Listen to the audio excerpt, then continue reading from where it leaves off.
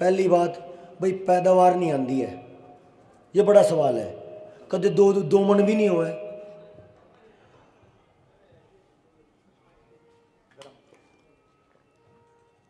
कदे दो मन भी नहीं हुआ है। दूसरा, बीमारी बहुत ज़्यादा है। तीसरा, भाई इतने सारे खर्चे हैं, वे किस तरह चलेंगे? खरपतवार किस तरह जाएगा? कीड़े किस तरह जाएंगे? कीड़े इतने आवे तो उनका समाधान नहीं होता है। बहुत सारे सवाल हैं, लेकिन ये सवाल बहुत थोड़े से विचार के हैं। और हमारा जो मुख्य टारगेट है वो ये है कि भाई हम उसने समझ ला। ये मान के चलो, यहाँ भी ये समाज बैठा, बड़े बुजुर्ग बैठे, मेरे ख्याल तो मेरे उम्र के साथी भी हैं और मेरे पिताजी की उम्र के भी बैठे हैं। मैं उन तक ये बात कहूँ कि मैं आपको खेती सिखाऊं तो ये मेरी मूर्खता है, क्योंकि जिन्हें 50, 55, 60 साल खेती कर दोगे उन तो मैं खेती नहीं सिखा सकता। तो करना क्या है? केवल छोटी सी बात है जो आपने करनी है।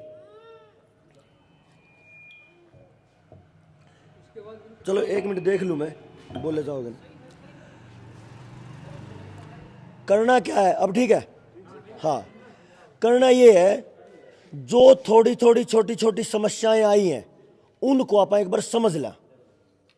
मैं आपके खेत में आके नहीं कर सकता, आप मेरे खेत में आके काम नहीं कर सकते। बात है समझ की। और जो वो समझ खराब करी है उसको एक बार देख लें भी वो समझ खराब कैसे हुई। जैसे आप बैठे हो, मेरा गांव सालवन है, मेरा सुनील नाम है, गांव सालवन करनाल में, और मेरे गांव की जनसंख्या लगभग 24 से 25 हज़ार, तो काफ़ी बड़ा गांव है। और उस गांव में एक बड़ी बात यह है कि बड़ा मोटा जमींदारा है। कुछ किसान तो 100 एकड़ के भी हैं, एक किसान तो 250 एकड़ का भी है, और 20, 30, 50 एकड़ के काफ़ी हैं। 5-10 एकड़ का तो लगभग बहुत सारा गांव है। उस गांव में कंपनी का एक बंदा आया। जो ये सवाल है ना रवि भाई, ये हर किसी नौजवान का सवाल बनना चाहिए, ये मेरी इच्छा है। और ये तभी बनेगा जब हम उसने समझ लेंगे। तो एक कंपनी का बंदा आया अपने एडवर्टाइजमेंट के लिए, और जीरी का टाइम था। जब जीरी पकना शुरू होवे ना, गाबे मावे, जब का टाइम था, तो गांव के लगभग 125-150 लोग बैठे, और वो सारे जमींदार भी, जो 100 एकड़ वाले भी थे और 150 एकड़ के किसान भी। उसने एक चार्ट टांग रखा था पूरा। उस चार्ट पे उसने 7 स्प्रे गिनवा रखे, और वो बता रहा, जो गांव की सभा बैठी थी, कि भाई 20 से 25 दिन में ये स्प्रे, 25 से 40 से 45 दिन में ये स्प्रे, 60 से 70 दिन में ये स्प्रे। उसने सारा गिनवाया, और गिनवा के उसने 7 स्प्रे गिनवाने के बाद बोला, देखो स्प्रे करना है बीमारी आने से पहले, नहीं तो समाधान नहीं होगा। भाई सारे तो सुन रहे थे, क्योंकि उन्हें आदत हो गई है। जमींदारों ने 2-3 दशक हो गए, 30-40 साल हो गए, हरित क्रांति आए 56 साल हो गए, तो उन्हें आदत होगी, 2-3 पीढ़ी होगी। लेकिन मैं उसने कुछ अलग एंगल था, अलग दृष्टि से सोच रहा था। मैंने उससे एक सवाल पूछा। जब उसने कहा भी कोई का सवाल है, तो मैंने उसको सवाल करा, माजी भाई मेरा सवाल है, क्योंकि मेरे एक बात समझ आई थी जो उसने कही कि भाई स्प्रे कर दियो बीमारी आने से पहले, नहीं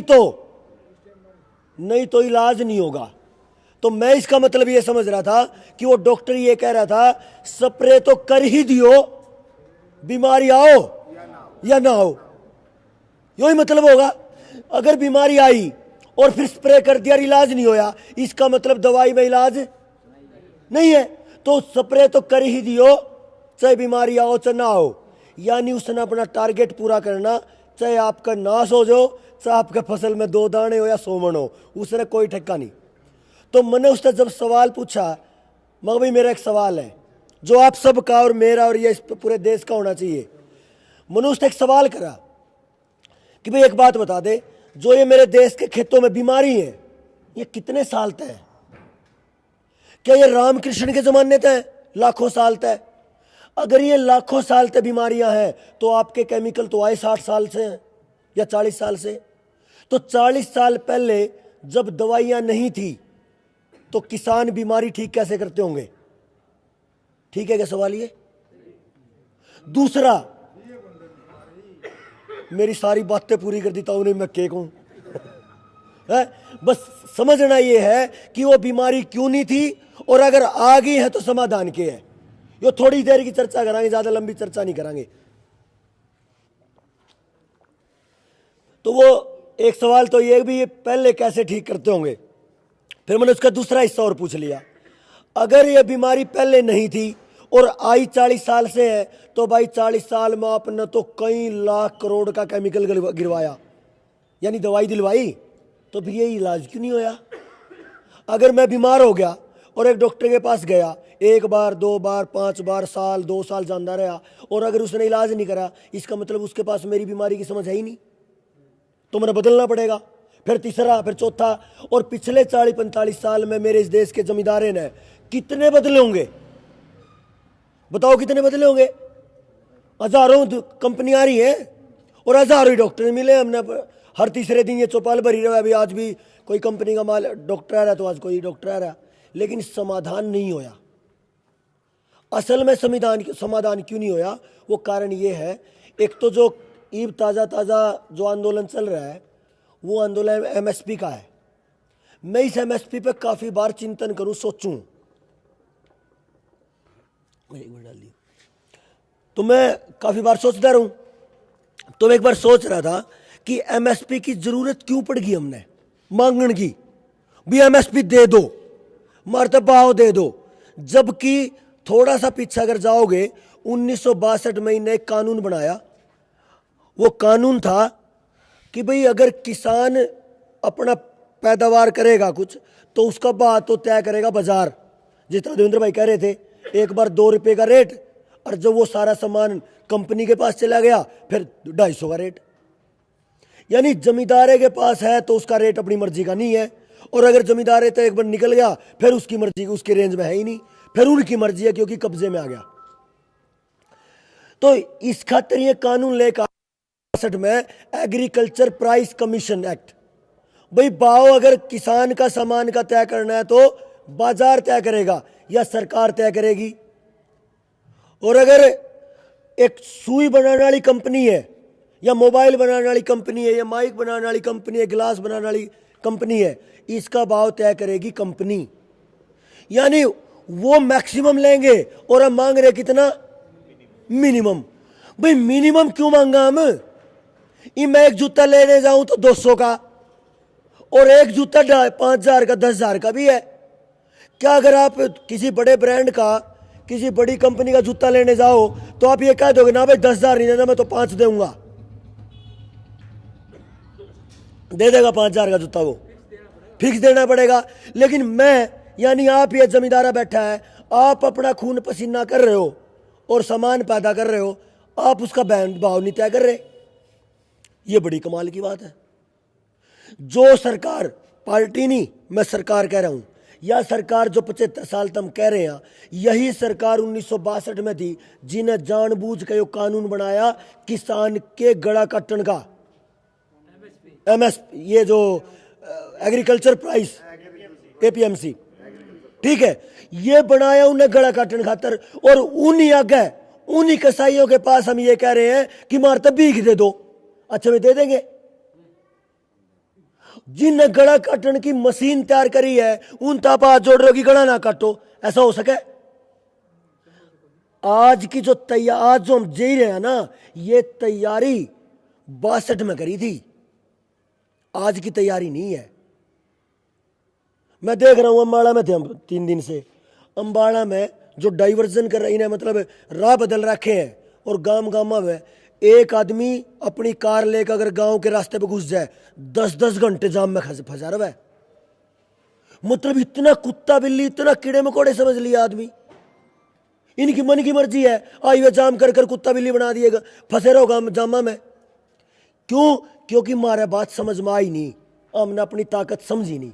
और जब पिछली बार जयपुर में थे हम 3-4 महीने पहले, तो भाई आशीष भी था हमारी गल है, मैं इस पे बात कर रहा था जो देवेंद्र भाई कह रहे थे मनरेगा पे। तो इन्होंने बोला कि सुनिए, वो जब ट्रेनिंग खत्म होगी, नुको सुनील भाई मैंने तो आज महसूस करी है बात मेरे काम की। नुको जब मनरेगा में दिहाड़ी लिख रहा है, तो उसी टाइम जमींदार दौरा सीजन हुआ है, तो हमारा काम नहीं कहता भाई जब तक जमींदार द्वारा काम है जब तक मनरेगा में नहीं जाएगा कोई, ऐसा ही है। तो यो काम जब यो काम कर सका है तो पूरे हरियाणा में भारत में क्यों नहीं होना चाहिए यो? क्यों? क्योंकि जिस तरीके से इन्हें एपीएमसी लेकर आए थे 1962 में, उसी का एक दूसरा बिंदु 2005 में मनरेगा था। क्या मनरेगा? दिहाड़ी जमींदार दिया करता 80 रुपए 2005 में, 70 80 60 70 80, और इन्हें दिहाड़ी कर दी 160। जमींदार का सत्यानाश हुए हो रहा, 160 दे नहीं सकता, 80 जमींदार 80 लेने खातर मजदूर नहीं मिला। तो जमींदार जब 160 नहीं देगा और मजदूर 60 नहीं लेगा तो वो मजदूर नहीं मिलेगा जमींदार को। क्या ये ठीक कह रहा हूं मैं? और जब दोनों अलग अलग होंगे तो काम नहीं चलेगा, फसल नहीं कटेंगी, आगे फसल की बिजाई नहीं होगी, तो उसका दूसरा राह निकलेगा और उसका राह है मशीन। तो ये लेकर आए cedar, AP cedar, super seeder, और अब पता नहीं कौन कौन से सीडर आगे और है ना। मजदूर को किसान और किसान के मजदूर के बीच में जो प्यार था अब वो टूट कर खाई बन चुका है, मजदूर मिलते ही नहीं। ये किस्मत है कि आपके गांव में अगर मनरेगा नहीं काम कर रहा तो मिला है, अगर मिला है तो दिहाड़ी तो वही 300 देनी पड़ेगी जो पूरे हरियाणा में है, कम तो नहीं चलेगा काम। ये सारे के सारे खेल खेल ले गए बड़े तरीके थे, बड़ी तकनीक थे। जब 1962 में ये काम करा, ये जो बाव का, उस बाव के साथ साथ में इन्हें 6 साल पूरी मेहनत करी आपके गांव में चोर बिठान की। इफको सब तो बड़ा एजेंट यूरिया बेचने का, करीब को नाबार्ड बैंक कर्जा देने का, कोऑपरेटिव सोसाइटी जमींदारे को कर्ज में दबा के और खत्म करने का प्लान। मेरे पिताजी को मैंने बहुत बार सुना, यो समाज इतना स्वाभिमानी रहा, बैंक पर कर्जा ले लिया कर दे, कई बार नहीं भर पावे थे, कर्जा कितना आ करता 500 700 हज़ार, नहीं भर पावे थे तो सोसाइटी कोऑपरेटिव सोसाइटी वाले जीप में घेर के ले जा कर दे, पिट्टा भी कर दे, सजा दिया कर दे और बेइज्जती करा कर दे। वो जो चीज थी ना, वह चीज शुरुआत थी बेइज्जती की, और वहां से बेइज्जती शुरू होकर आज हम बेइज्जती पकड़ते आ रहे हैं। देवेंद्र भाई ने बहुत कुछ बताया।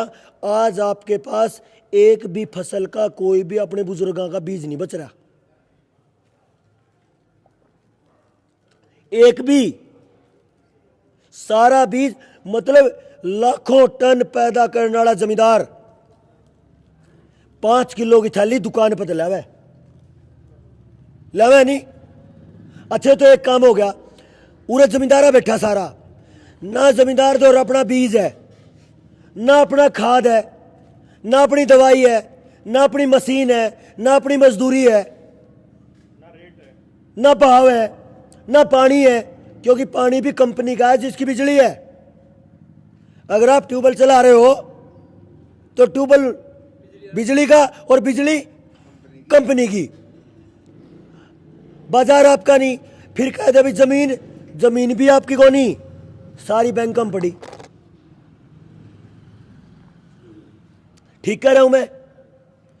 अब अगर आप देखो जमीन आपकी नहीं, खाद बीज दवाई पानी भाव मजदूरी मशीन कुछ भी आपका नहीं है, तो फिर जमींदारा कहां बच रहा? बताओ कहां जमींदारा? अब जमींदारे की हालत के इसको और देख लो।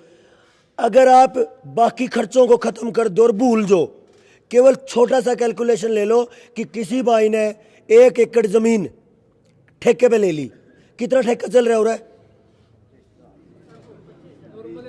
नॉर्मल है, तो पैदावार भी उसी है, पैदावार भी उसी है जैसा ठेका है। मैं अगर हरियाणा मतलब करनाल की बात करूं, मैं अपने से जोड़ कर बता दूं, लगभग 60 से 65 हजार का ठेका है, तो 60 हजार मान लो, 1 साल का 15 हजार का ब्याज हो गया, 75 हो गए। कम से कम 30,000 रुपये दोनों फसलों का खर्चा है। खर्चा तो सारी जगह बराबर है कि नहीं, क्योंकि बीमारी सारी जगह तांडव नहीं कर रही है। तो कितने हो गए? 1,05,000। 10,000 का तेल पानी का मोटरसाइकिल का चालन का भी लग जाता होगा। 1,15 यो तो आएगा खर्चा। वे नहीं गिने मैंने बड़का की फीस, रसोई का, अरे ब्याह शादी का और बात करवाने का, वो नहीं गिने मैंने केवल खेत की बात करी। वो गिन लोगे तो फिर तो उरे बेहोश हो जाएंगे आप। 1,15,000 का खर्चा इब आमदनी कर लो। 20 क्विंटल गेहूं एवरेज, किसी के 18 है तो किसी के 20 रह गए। 2200 के हिसाब से 44,000 के तो गेहूं हो गए और 75-80,000 की जीरी होगी। इससे ज्यादा कौन जानती। कई बार बढ़िया चली गई तो 90 गिला लो, तो 90 तो में और 44 ही है, 1,34 और खर्चा कितना? 1,15 1,20 1,15 साल में बचे 19,000। 365 दिन में बा करके देखोगे क्या रुपये दिहाड़ी पड़ी। यो जब है जब एक आदमी काम करे, लेकिन खेत में तो कुणबा काम करे। 5 रुपए दिहाड़ी नहीं पड़ती भाई। क्यों नहीं पड़ती? क्योंकि पूरा का पूरा षड्यंत्र इस तरीके तक करा गया कि हमारी हाथ में कुछ नहीं बचा। और आज मैं आपसे एक सवाल पूछ लूं, आप बताइए ईमानदारी से। मैं ये कह रहा हूं आपकी पैदावार तो आज है पूरी बिना खर्चे के, और कर्जा तार दिया जनता सरकार मोर्चा, इस तरह भाई देवेंद्र कह रहे थे।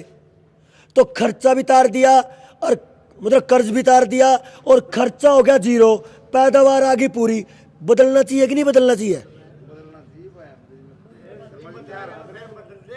तो आपने तो कमाल कर दिया। पक्की बात है भाई, 10 मिनट चर्चा कर अब क्लियर करांगे।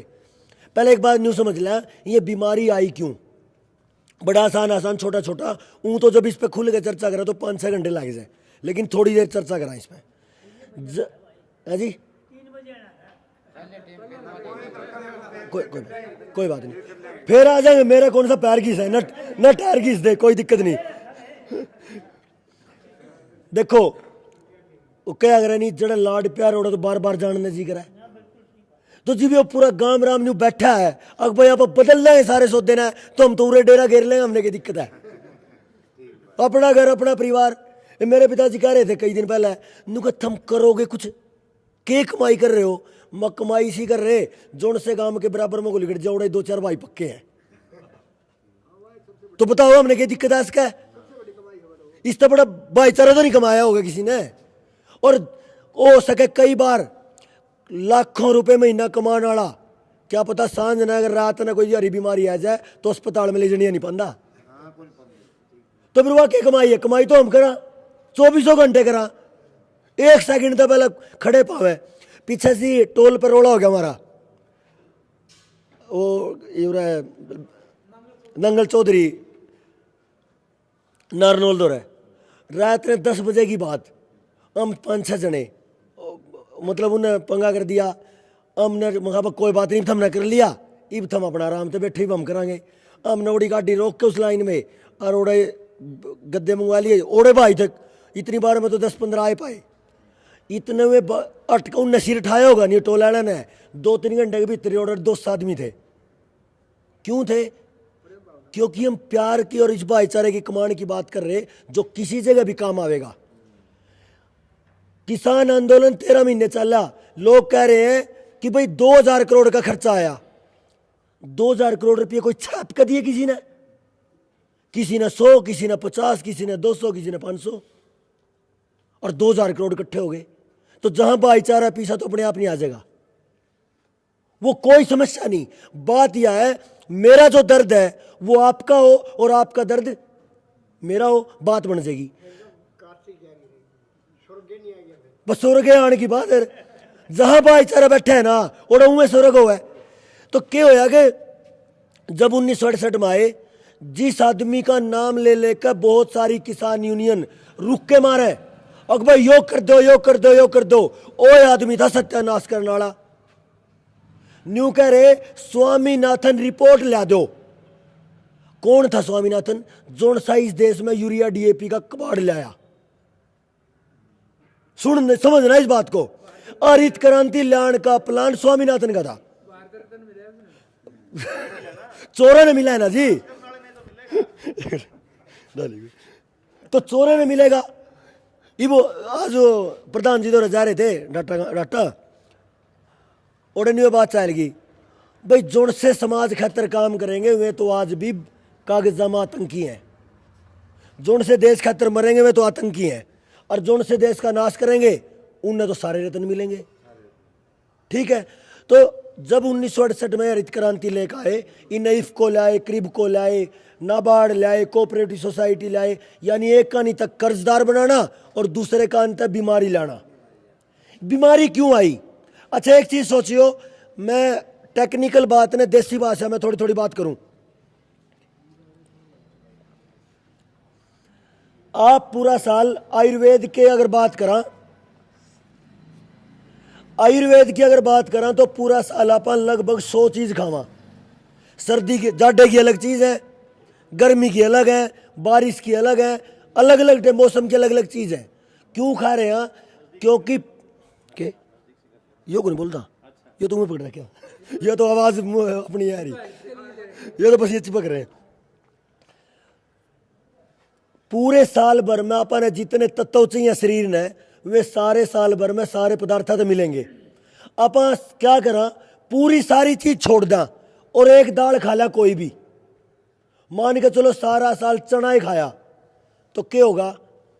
चना ज्यादा खाने रोग आवेंगे, चने की अधिकता होगी, जो चने में तत्व उनकी अधिकता होगी, और जो बाकी चीज नहीं खाई उनकी कमी होगी।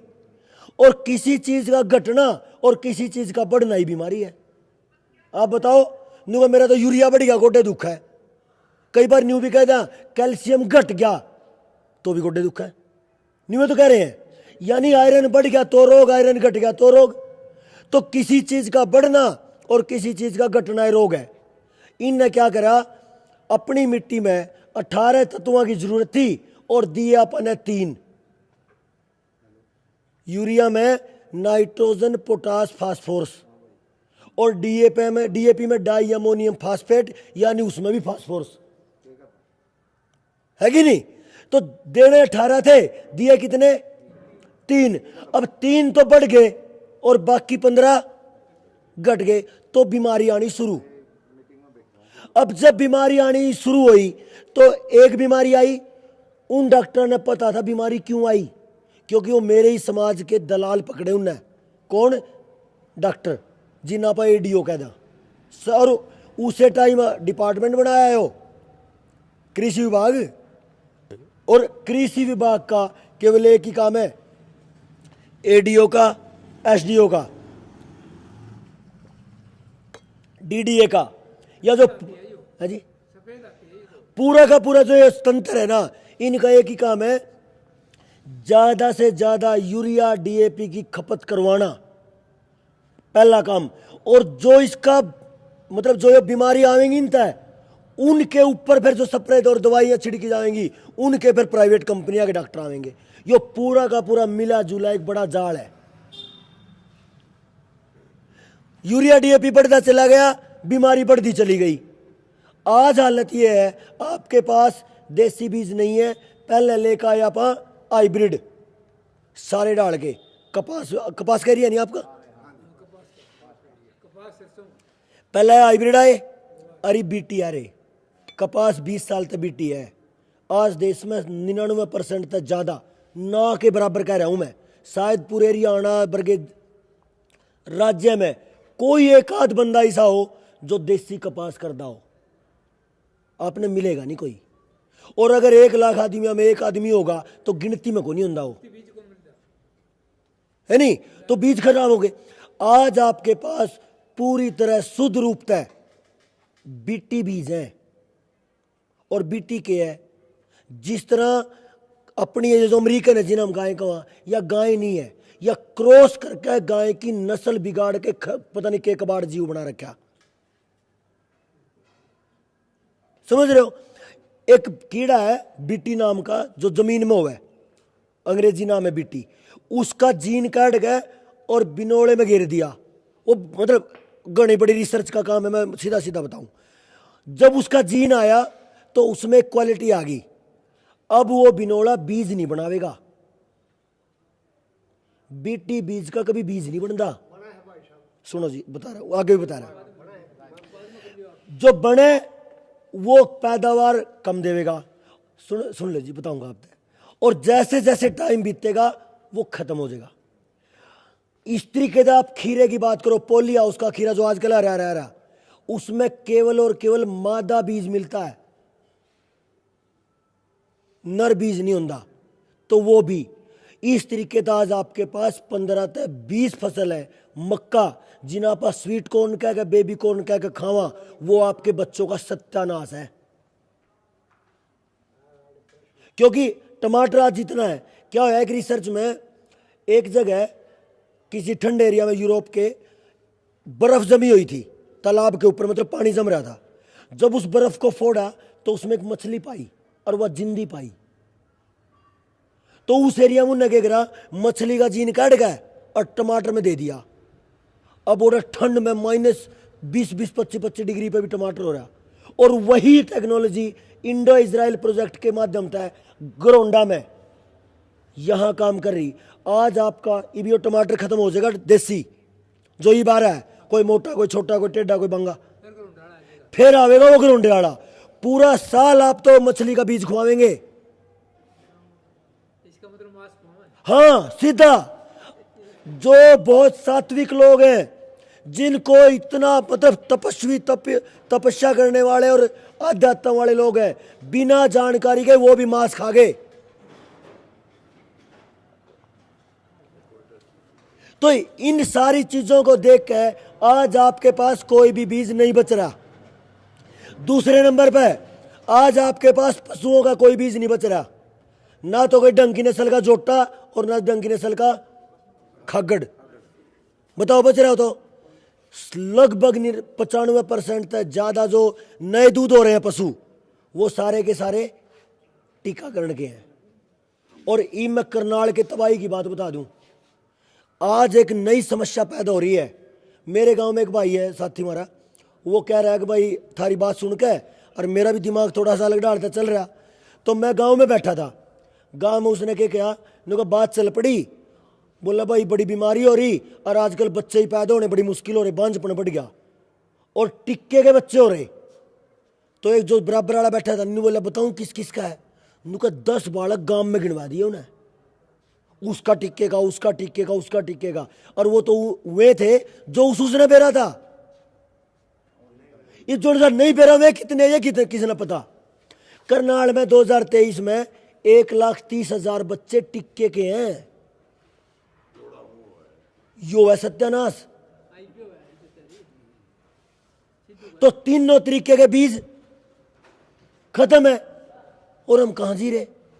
इसका मतलब ये है जी, अपनी अगली पीढ़ी तीनों डाल की, खेत भी, पशु भी और बालक भी, और रुकावट जमा सीधी है। ये अगले 5 साल बाद अपने गांव में बालक नहीं दिखता कोई नया। तो खतरा अस्तित्व का है और यो बच सके तो खेती तो बच सके। तो जो इन खेल खेला सार बीमारी आनी शुरू हुई, ऊपर तक स्प्रे आए, फिर और नई बीमारी आ गई, फिर स्प्रे आ गए, फिर नई बीमारी आ गई, फिर स्प्रे आ गई। यो ही चल रहा। और पिछले 50-55 साल में आज आपके पास कुछ नहीं बचा। लेकिन अगर यह कह दिया जाए कि कुछ नहीं बचा, फिर तो ये कह सका कि फिर तो क्यों भोग रहे हो। लेकिन हमेशा एक विकल्प होता है दोबारा से वापस मुड़ने का, जो देवेंद्र भाई कह रहे थे भाई जिस दिन पता चल गया उसी दिन मोड़ लो गाड़ी। तो इसको कैसे मोड़ा, ये छोटी चर्चा मैं करूं। आप यूरिया डीएपी कह रहे हो, मेरे एरिया में मैं वहीं तो उदाहरण दे दूं तो आप अपना जोड़ लियो। मेरे एरिया में ये कह रहे कि भाई कम से कम एक साल में 8 से 10 कट्टे यूरिया पड़ जाए। इन्हें बड़ा ध्यान से समझियो। 10 कट्टे पड़ गए। इन्हें मैं डॉक्टर की भाषा में बात करूं, जो एडीओ आप तक कह रहे हैं, जो यूरिया डीएपी गिरवा रहे, उन्हीं की भाषा में एक 50 किलो का कट्टा जो है, जो पहला आया करता, फिर 45 का कर दिया, फिर 40 का रहा जी, अब तो 1 लीटर हो गया। नैनो आ लिया आपने। ये वो जो नैनो का रियल रेट था वो ही मिलेगा, ये सब्सिडी को नहीं मिलती है उस पर। यूरिया कट्टा तो भाई 1500-1600 का रेट होया करता और सब्सिडी लाकर 80-90% और 270 का देवे या 300 का देवे। अब उसको खत्म करके नैनो पे ला रहे हैं। ये वो पूरा सिस्टम ही खत्म करने वाले। क्यों? क्योंकि जमीन आपके पास अब बच नहीं रही। लेकिन अगर उनकी पहली बात करा समझने के लिए तो 10 कट्टे एक साल में पड़ गए, मान लिया 5 क्विंटल खाद पड़ गया तो 46% नाइट्रोजन के हिसाब से 1 क्विंटल पे 46 किलो, 5 क्विंटल पे 230 किलो, यही होगा। 1 क्विंटल में 40 किलो मिली, 5 क्विंटल यानी 10 कट्टे गेरे। कब बात कर रहा हूं मैं? जब हम 10 कट्टे गेर का ये पूरी तरह मतलब संतुष्ट है कि भाई 20-20 क्विंटल अनाज पैदा हो जाएगा दोनों फसलों में। 20 क्विंटल गेहूं, 20 क्विंटल धान। अगर मैं वहां की बात करूं, वहां इधर मतलब कपास और उसमें करोगे तो इसको कैलकुलेट कर लेंगे आप। क्या करा जाए फिर? 20 क्विंटल हो गया, 20 क्विंटल हो गया, 40 क्विंटल अनाज आपने कर लिया। 10 कट्टे यूरिया गिर के जिसमें 230 किलो नाइट्रोजन मिली, और वो भी एक शर्त पे, जब यूरिया 100% यूज हो जाए। लेकिन वही एडीओ कह रहा है अगर 1 क्विंटल यूरिया मिट्टी में गिरा, मिट्टी में अगर छिड़का तो उसमें 40% ही ताकत होती है मिट्टी में फसल के काम आने की। बाकी 60% पौधों को मिलता नहीं, या तो हवा में उड़ेगा या पानी के साथ जाएगा या मिट्टी में जमा हो जाएगा। अगर 230 किलो का 40% कर दो तो ये सारे 1 क्विंटल के लगभग आए 90-92 किलो, 23 चौका 92। फिर भी आप ये मानना कि भाई वो पूरा यूज हुआ है तो कितना खाद बना, कितनी नाइट्रोजन? 230 किलो। एडीओ कह रहा 230 किलो नाइट्रोजन के साथ 40 क्विंटल अनाज। इन्हें एक तरफ रख लो आप। ईब हम जो कह रहे वो देखने का है। वही एडीओ कह रहा है कि अगर आप अपने खेत में 1 क्विंटल हरा चारा मिट्टी में मिला दो, मान लिया आपने चारा बो दिया और 1 क्विंटल काट लिया, उसने काट कर मिट्टी में मिला दो, वो गलेगा और सड़ेगा। गलने सड़ने के बाद वो आपको 10 किलो नाइट्रोजन देगा। इसमें न्यू नहीं अब भाई यूरिया की तरह 40% मिलेगा, यो पूरा मिलेगा क्योंकि यो सारा गलेगा, यो हरा चारा है। तो फिर हमने देखा कि भाई जो चीज शरीर पे लागू हो रही है वही चीज प्रकृति में भी लागू है, क्योंकि हमारे बूढ़े कंधे आए जिसा शरीर उसी प्रकृति, यथा पिंड तथा ब्रह्मांड। तो मैं जब सैकड़ों चीज खा रहा हूं साल में, उसमें सैकड़ों चीज में 5 ही 6 चीज मिल रही। अनाज मिल रहा, दाल, सब्जियां, तेल, फल, रेसा। फला में तो अभी जूस मिल रहा, तो अनाज मिल गया, सब्जियां मिल गई, रेसा मिल गया, दाल मिल गई, तेल मिल गए। यही 4-5 चीज हैं। इन जो 5 चीज मुझे जरूरत है पूरे साल में, वही 5 चीज खेती को भी दे दो, क्योंकि खेती में तो है ना। तो हमने फिर पूरा कैलकुलेशन करा कई साल और कई एक्सपेरिमेंट करे। पिछली बार पिछली जीरिया में आशीष वीडियो बना के लाया था कड़वा गांव की, एक आर्य जी है रोहतास आर्य जी, उनने 3.5 एकड़ बदला धान, मतलब खेती बदली, तो उनकी पैदावार यूरिया डीएपी की पैदावार तो 10% ज़्यादा निकली पहली बार में। मैं तो ये कह रहा हूँ पहली बार पूरी पैदावार, पूरी मतलब कितनी, जितनी यूरिया डीएपी की आ रही है, लेकिन उसकी पैदावार 10% ज़्यादा है। और वो कब है? जब वो अपने मुंह तन्यू कह रहा है भाई कुछ ढील रह गई थी, जो तैयारी करनी थी उन तैयारियां में कुछ ढील थी। क्या करो, अब जो सीजन है गेहूं कटने के बाद, मैं आपको दोनों तरीके से बताऊंगा, कपास का और अब उधर मेरी तरफ जीरी लगेगी। 3 अनाज, 3 दाल, 2 सब्जी, 2 तेल, 1 रेसा, ये इस टाइम की फसल आवेंगी आगे। जवार, बाजरा, मक्का ओवे ना, इधर डैंसा भी होवे, मूंग भी होवे ना, घिया, तोरी, पेठा, कद्दू, ये सारी चीज होवे, और तिल भी होवे, सन भी होता होगा। अगर सन बहुत है, बोंदे तो हमारे खानी भी नहीं, लेकिन होवे जो बोवेगा वो होएगा। हमें नहीं बोवा मारे, वो तो कर्मीन तुम्हारी है ना, जमीन की तो नहीं, जमीन तो कर रही है। इसमें अगर 2-4 बीज आपने और इसी सीजन के मिले हुए भी डाल लो, हम कह रहे कि 11 बीज हो गए, और इन 11 बीजन आप फसल कट दे ही डाल दो। और इतने कमाल के बीज हैं ये, गर्मी का सीजन है, पानी दो और इन बीजा ने फेंक दो, 2 दिन में गर्मी ज़्यादा, 2 दिन में पानी खत्म, जो अपने आप ही उग जाएगा सारा। जुताई की भी जरूरत नहीं मांगती वह ज़मीन इस टाइम पे। अभी लगभग कपास तो मेरे ख्याल से थोड़ी अगेती बोई जावे, जीरी थोड़ी लेट बोई जावे। कपास कब बोई जावे? जब आप कपास बो रहे हो नहीं, उसी टाइम आप ये सारे बीज फेंक दो, सारे बीज फेंक के और कपास की एक लाइन में बो कपास, तो कपास की लाइन बो दो, कर दो। और एक आसान चीज है, 10-15-20 जने भी मिलकर काम करेंगे तो गजब का है। कपास भी साथ में पैदा होएगी और वो सारे बीज भी साथ में पैदा होंगे। जब हम जीरी की बात कह रहा हूं, तो जीरी लगेगी जुलाई में, तो 2.5 महीने है। 2.5 महीने में यह हरा चारा 8 फीट, 10 फीट, 12 फीट हो जाए। कुछ चीज 1 फीट की, कुछ 2 फीट की, कुछ धरती पे फैलने वाली जो बेल है, कुछ 4 फीट की अरहर है, इस तरीके तक ढैंचा, बाजरा, ये सारी चीज 10-12 फीट की है। हाँ, लेकिन अकेले ढैंचे तक क्या है, केवल एक तत्व की पूर्ति ज्यादा होगी। लेकिन जब सारी चीज बो देंगे तो जो तत्व ऊपर नीचे सारे हो रहे हैं उनकी पूर्ति पहली बार में होगी। तो हिसाब के अलावा कितनी हो जाएगी? हमने वो बो दिया और 1.5 महीने में वो लगभग 8-9 फीट का हो गया। हिसाब लगा देखा कि 1 एकड़ के चारे को अगर काट लिया तो लगभग 20 टन चारा बने, 200 क्विंटल। 200 क्विंटल हरे चारे को अगर मिट्टी में मिला दें, जुताई कर दें उसकी मैं, तो 20 क्विंटल नाइट्रोजन मिलती है, यानी 2000 किलो। खर्चा कितना? केवल 1200-1400 रुपए का बीज है वो। ठीक है, ज्यादा तो नहीं, एक डीएपी का कट्टा भी नहीं ज्यादा महंगा है। और एक ही बार ले लो, अपना थोड़ा थोड़ा बीज भी बना लो तो अगली बार खातर, क्योंकि अपने करना पड़ेगा, बीज मारे तो रह नहीं रहे। तो यो जो 1200-1300 का जो खर्चा है, यो आप तय 2000 किलो नाइट्रोजन देगा। और 10 कट्टे यूरिया ने कितना दिया भाई? कितना? 230 किलो। कै गुना दे दिया? 9 गुना, है ना।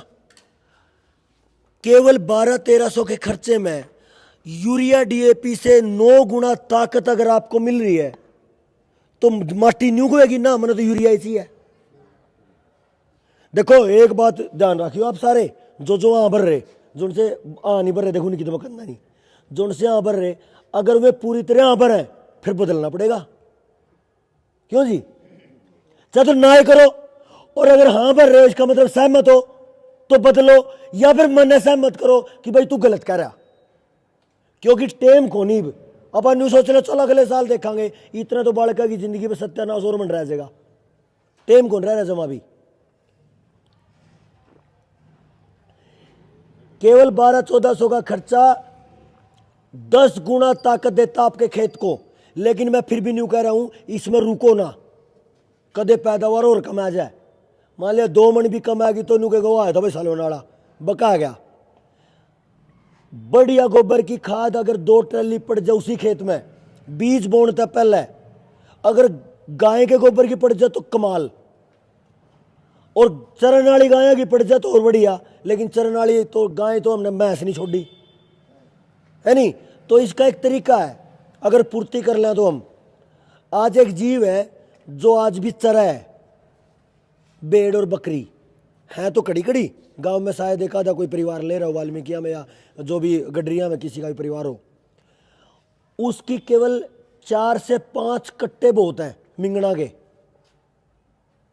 2 ट्रॉली गोबर की खाद, 4-5 कट्टे मिंगन खाद। ये काम आपने करना और साथ में देकर और ये बीज बोकर, और जैसे ही फसल लेनी आपने तो आप जुताई करके फसल बो। ये तो जीरी के टाइम का एरिया है। लेकिन जब आप कपास बो रहे हो तो क्या करो, एक थोड़ी मेहनत है। जब आप कपास की लाइन बो रहे हो, उसमें आप उस लाइन पे कोई पहिया लेकर और लाइन ला दो, ताकि आपने पौधे लगता है लाइन में दिख जाए। ये लगभग 3-4 फीट तो रख देंगे चौड़ाई, लाइन तो लाइन की 3.5 फीट। अब एक थोड़ा वो आ रहा है, एक रोटावेटर सा छोटा इंजन, देखे कोई ने आप साथ में तो फसल उग रही है आपकी कपास की, और साथ में फसल उग रही है आपकी अरे चारे की, कोई डिस्टरबेंस नहीं। पहली बात तो जो आपस की एक जड़ है, एक पौधे की जड़ दूसरे पौधे का जड़ पोषण दे रही है, दूसरे पौधे की जड़ तीसरे दे रही है, वो नीचे ही नीचे प्रकृति का नियम है। हाँ, तो नीचे ही नीचे उनका सहयोगिता का सिद्धांत चल है। लंबी चर्चा नहीं कर दी, छोटी छोटी चर्चा करा पा। तो पहली बात तो आपने किसी भी खाद की जरूरत नहीं पड़ेगी। जब आपने वो कर दिया, आपके पौधे वैसे ही बढ़िया उगेंगे। और जिस दिन आपका पौधा बढ़िया हो गया और ये लगे कि अब तो कर दें, चाहे उसने 5-5 फीट का काट दो। देखो, अगर 10 फीट का खाद हो गया, 10 फीट का चारा, तो 2000 किलो नाइट्रोजन है। अगर 5 फीट का हो गया तो 1000 किलो, 2.5 का हो गया तो 500, तो भी दुगना है। तो आप उसने 20-25 दिन के बाद कभी भी कटाई कर दोगे तो आपके खेत की ताकत पूरी है। ठीक है गे साइंस बता दियो भाई, वीडियो बनना है, सारा के चेहरे देखेंगे आप जो यहाँ पर रहे।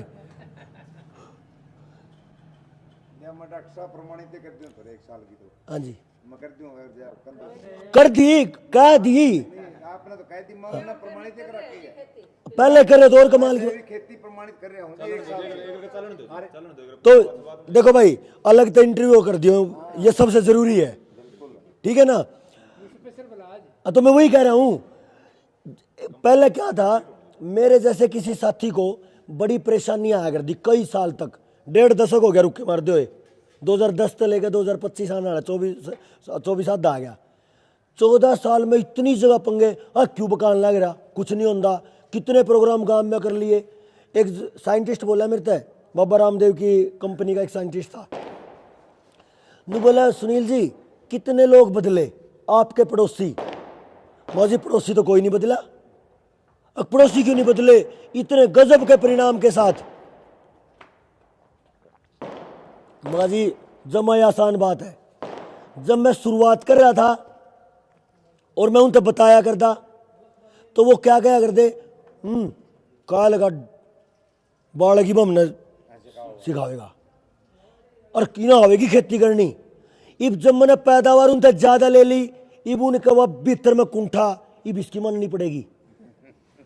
और वो साइंटिस्ट पूरा ऐसा, यह समाज में बड़ी समस्या चल रही है।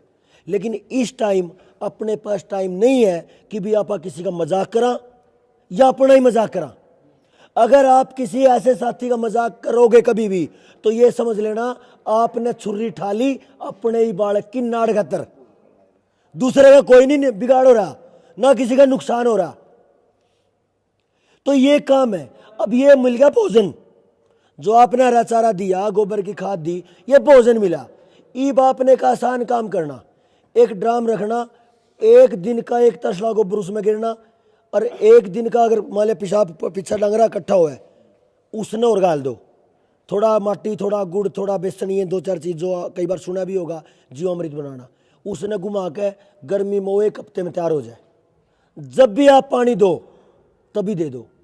अब कई बार न्यू का भाई फुहारे में भी चल जाए, मान लिया किसी एरिया में फुहारे हैं, फुहारे में भी चल जाए। एक शर्त है कि उन्हें कपड़े में को छान दो ताकि नोजल खराब ना हो। इन सारी चीज़ों में 1-2 मोटी मोटी चीज है। हाँ बस हो गया, 1-2 छोटी छोटी चीज हो रहा है बस। इसमें आप जो कपास वाला एरिया है, इसमें बहुत सारे मॉडिफिकेशन हो सके। जब भी आप अलग तो दोबारा फिर चर्चा कर लेंगे टाइम ला के, क्योंकि आज का टाइम थोड़ा लेट था एक दिन, क्योंकि 20-30 मिनट का और कुछ बेचन खोचने वाला सौदा है नहीं। ये बाबा ने तो जब सौदा बोलने लाए जाए, एक जना कल अम्बाड़ा में थे नहीं, एक सरदार जी 3 दिन तो बैठा, कल आके नहीं बोला भाई तेरी उम्र कितनी का है। माँ भाई की बात हुई, थोड़ा बड़ा था मेरे तक। नहीं बोला ना बता तो, मैं कहा 35 है का। नहीं बोला यार इतना सौदा इकट्ठा कितने दिन में किस तरह कर गया। मगर मेरा ही देखा एक और बैठा मगा जा तो नहीं बोला मैं 3 दिन तक यही नहीं सोच पा रहा हूँ। बड़े बड़े पता नहीं कितने बड़े बड़े कथाकार सुन लिए, लेकिन इतने लयबद्ध इतने कनेक्टेड तरीके से एक बिंदु के बारे में 50 उदाहरण देकर और उसको बढ़िया तरीके से समझाने का इतना शानदार तरीका हमने नहीं देखा भाई कड़ी। और फिर चुपक देने को कहा भाई तुम तो सच में बाबा नाना काला काम कर रहे। मैं फिर मारी तो मौज कर दी इतना, जब इतना बड़ा ठप्पा दे दिया तो है। असल में वो काम मारा थोड़ा है, वो काम अपना सबका है। ये मेरा बालक बचाना है तो आपका बचना चाहिए, आपका बचाना तो मेरा बचना चाहिए, नहीं तो बात बनती है नहीं। तो इसमें एक चीज है दिमक। एक कंपनी है 1 साल में दिमक की दवाई की 4.25 करोड़ का टर्नओवर है एक कंपनी का, 1 साल का। और इसी बीसीओ कंपनी है। एक बरिश ने भी समझ लिया, आप कड़ा मारे गए। जब अपने यह बात समझ में आ जाए नहीं, कई बार तो अपने थप्पड़ मारने जी, जब मेरा तो कई बार महसूस हुआ है इतना बोलापन, इतना बेवकूफ बना दिया हमारा, और हम कड़े रह गए। दिमक है जी, दिमक का एक सिद्धांत है, पूरी प्रकृति में एक सिद्धांत है। बीज उगण का, बच्चा पैदा होने का, प्रजनन का, वातावरण का, सूरज चांद चलन का, धरती का, ये सारा अपना एक नियम है। खून बनने का ले लो क्या का भी, इसी तरीके से हर जीव का एक काम है, दिमक का एक काम है, और दिमक की एक आदत है। और परमात्मा ने वह बना भी नहीं रखी भाई, वह कभी भी जिंदा चीज नहीं खांदी है। जिस चीज में सांस है उसको दिमक कभी नहीं खाएगी। तो जब मैं बात बहुत जगह कहूं तो फिर जमींदार को है मारी खड़ी फसल खाएंगे मेरे यार, कहे नहीं ओके रोड़ा है। इसको समझो एक बार आप, जिस दिन तक यूरिया डीएपी ज्यादा पड़ना शुरू होया, मिट्टी बीमार होना शुरू होगी। और मिट्टी बीमार होगी तो उसमें कुछ बीमारियां ऐसी भी आई जो आंखों तो दिखती नहीं, मतलब सूक्ष्मदर्शी भी बड़ी मुश्किल से दिखा है। फंगस के रोग एक बहुत तरीके के, तो वो दिखते नहीं। अब जैसे हमने पौधा लगाया, वो जड़ में बीमारी आ गई, वो अपने दिखी नहीं, पौधा गया मर, क्योंकि जड़ ने पोषण नहीं मिला। अब जैसे ही पौधा मरा दिमक आ गई, क्योंकि दिमक का परमात्मा ने उससे जिम्मेदारी दे रखी, जिस चीज में सांस नहीं उस तो माटी बनाने का काम तेरा है, नहीं तो पूरी धरती पर सड़ियां उठ जाएगी, उठ जाएगी कि नहीं। ये कुत्ता मरा पड़ा हो जो सड़े नहीं गड़े नहीं, बता जिंदगी किस तरह खराब कर देगा, चारों करने की। और कुत्ते की तो बात छोड़ो, पराल पड़ी हो, तूड़ा पड़ा हो, पत्ते पड़े हो, अगर उस पर दिमक ना लगे, गल सड़ का माटी ना बने, तो आप सांस नहीं ले सकते। तो उतना बड़ा काम दिमक का है, उसका सिद्धांत है कि वो कभी भी जिंदा चीज पे नहीं लगेगी। अब हमने क्या करा, वह जो बीमारी आई थी नहीं, जो आंखें दिखी नहीं, उसकी तो गौर करी नहीं, और जिन्हें गौर करनी थी उनके टारगेट है इब का 20 करोड़ की दवाई बिकवानी, तो तेरा 2 लाख का इंसेंटिव। तो जो दिमक मित्र थी वह क्या है, इब दुश्मन है। और एक और कमाल की बात, एक दिमक जो है ना, जो पैदा करे मदर दिमक, वह तो कई 100 फीट नीचे है धरती में, और उसकी पैदा करने की स्पीड जिस तरह इसमें टूंटी में पानी चल रहा है नहीं, न्यू पैदा कर रहा है। एक दिन में मेरे ख्याल से 60-70 करोड़ जीव पैदा करा हुआ। आप उन्हें कुकर मार दोगे, आपका जहर 150 फीट नीचे किस तरह चला जाएगा। और जो यह दिमक है, जो छोटे छोटे जीव हैं, ये कभी मरते नहीं। जैसे आपने स्प्रे करा, कड़वा पड़ाया, 2 फुट नीचे गया, 2 फुट नीचे चली जाए, फिर आ जाए। बताओ आप कभी दिमक मरी हो देखी हो तो बार बार आएगी वह, तो दिमक मरती नहीं। अब हमने क्या करा, एक कंपनी को 4.25 करोड़ का बिजनेस दे दिया। किस कारण था, केवल नासमझी के कारण था। हमने दिमक मारनी है, या वह जो आंखें ना दिखने वाली बीमारी है वह खत्म करनी है। भाई देखिए पानी रहेगी, बताओ आप बोले नहीं, दिमक मारने तो बात बनेगी कि वह बीमारी खत्म करने तो बात बनेगी। और यह बीमारी कैसे खत्म होगी, जब शरीर में कैल्शियम ज्यादा है तो कैल्शियम घटा दो तो बीमारी कट गई, और जब कैल्शियम कम है तो बढ़ा दो तो बीमारी कट गई। यानी जब बैलेंस चीज हो जाएगी, संतुलन हो जाएगा, उसे टाइम सिस्टम सेट हो जाएगा। तो जो ये हरा चारा है, ये हरा चारा पूरे के पूरे संतुलन को, मतलब पूरे के पूरे तत्वों के चक्कर को पहली बार में पूरा कर दे, इतना है वो। तो जैसे ही वो चक्कर पूरा होया, खेत का तत्व और पोषण संतुलित होए, तो वो बीमारी जो आ रही है मिट्टी में वह गायब है। और अगर मिट्टी की बीमारी गायब है तो पौधा मर नहीं रहा, और अगर पौधा मर नहीं रहा तो आपकी मिट्टी में दीमक होंदे हुए फसल नहीं मरेगी, है ना? बात समझ में आई गया? इस तरीके से अगर बहुत सारे पॉइंट एक एक एक एक करके देखा तो इतनी लंबी चेन है कि आप हर जगह फंसे पड़े।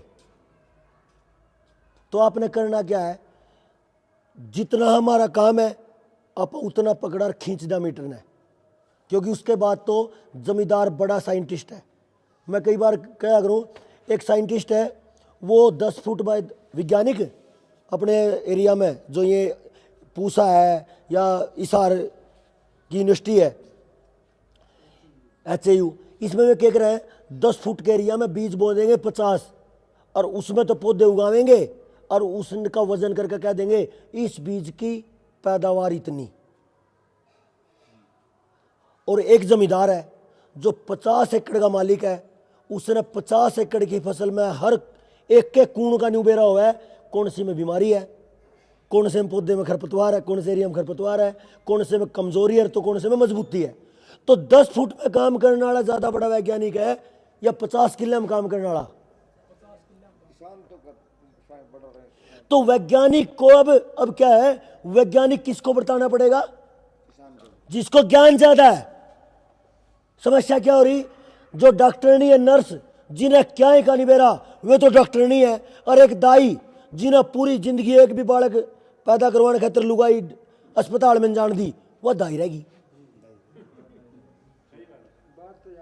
तो जिसको ज्ञान है उसको मान्यता देनी पड़ेगी अपने समाज ने, कागज को नहीं। मैं एग्रीकल्चर पर बात कर रहा हूं, मेरे पे डिग्री को नहीं कहा एग्रीकल्चर की, बताओ। और पूरी दुनिया का पागल बनाए फिर रह ले, आ जाओ आ जाओ करांगे समाधान, और होने लग रहा। अच्छा, जो ये बात जितनी चर्चा चली है, इनमें आपने लगे कि समाधान नहीं है। अगर समाधान है तो समाधान के खातिर कागज की जरूरत नहीं है, तो अगर कागज की जरूरत नहीं है तो दाई ने फिर पढ़ने की जरूरत को नहीं भाई।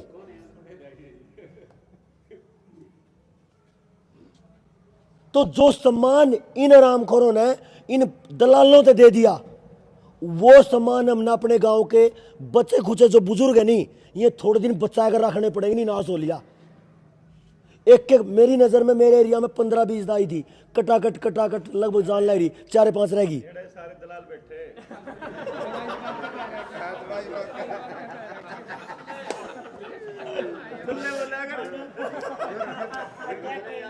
चलो ठीक है भाई, चलिए ये तो रूस के चल पड़े। ओ अच्छा, यह तो बड़ी बात है, ये बड़े बैठे थे हम पर